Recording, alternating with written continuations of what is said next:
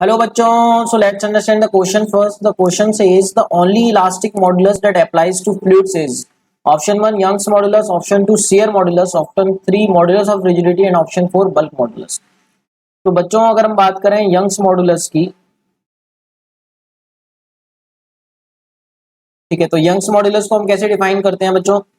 हमारे पास एक बॉडी होती है, उसमें हम इस तरीके से फोर्स लगाते हैं F और इसकी लेंथ L लेते हैं, तो इस तरीके से हम डिफाइन करते हैं यंग्स मॉडुलस को, स्ट्रेस डेवलप्ड अपॉन स्ट्रेन।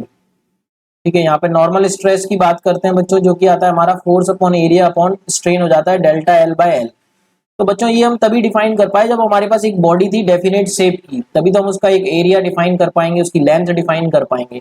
तो हमको याद रखना है यंग्स मॉडुलस ऐसी बॉडीज के लिए डिफाइन होता है जो एक डेफिनेट शेप हो जिनका। लेकिन फ्लूइड्स की बात करें तो फ्लूइड का कोई डेफिनेट शेप नहीं होता, it acquires the shape of the container. जिस कंटेनर में ये होती है उसका शेप एक्वायर कर लेता है। तो यंग्स मॉडुलस हम डिफाइन नहीं करते फ्लूइड्स के लिए। सिमिलरली बच्चों शेयर मॉडुलस या मॉडुलस ऑफ रिजिडिटी की हम बात करें तो उसको भी हम इस तरीके से डिफाइन करते हैं, जब फोर्स लगाते हैं तो बॉडी में डिफॉर्मेशन आता है, इस तरीके से हम इसमें डिफॉर्मेशन स्टडी करते हैं फाई एंगल का।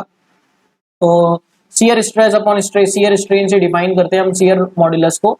तो वहां पर भी बच्चों एक बॉडी होना चाहिए, उसका डेफिनेट शेप होना चाहिए, तभी हम वो डिफाइन कर पाएंगे। But fluids having no shape, तो वहां पर हम शियर मॉडुलस या मॉडुलस ऑफ रिजिडिटी डिफाइन नहीं करते बच्चों।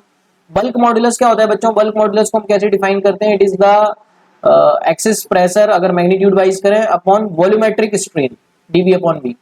तो अगर हमारे पास एक फ्लूइड है, एक कंटेनर में हम एक फ्लूइड ले लेते हैं और इस फ्लूइड पे हम इस तरीके से मतलब प्रेशर लगा रहे हैं, मतलब इसका प्रेशर इनिशियल मान लेते हैं पी नॉट है और इसका प्रेशर बढ़ा देते हैं, तो डेफिनेटली यहाँ पे थोड़ा बहुत वॉल्यूम में चेंज होता है फ्लूइड के। अगर हम थोड़ी बहुत कंप्रेसिबिलिटी उसकी कंसीडर करें तो उस वॉल्यूम की चेंज को हम स्टडी करते हैं। तो एक्सेस प्रेशर की वजह से what is the change in the volume divided by original volume, that is volumetric strain. तो ये स्टडी किया जा सकता है फ्लूइड्स के केस में।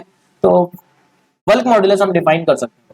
तो हमको याद रखना है बल्क मॉडुलस हम इसलिए डिफाइन कर पाए क्योंकि वहां पे हम simply DP upon DV by V कर रहे हैं, तो वहां पे शेप की जरूरत नहीं है, वॉल्यूम सिंपली हम मेजर कर सकते हैं, दैट इज कितना चेंज हो रहा है, और ओरिजिनल वॉल्यूम से डिवाइड करके for a change of pressure DP magnitude wise we are talking about.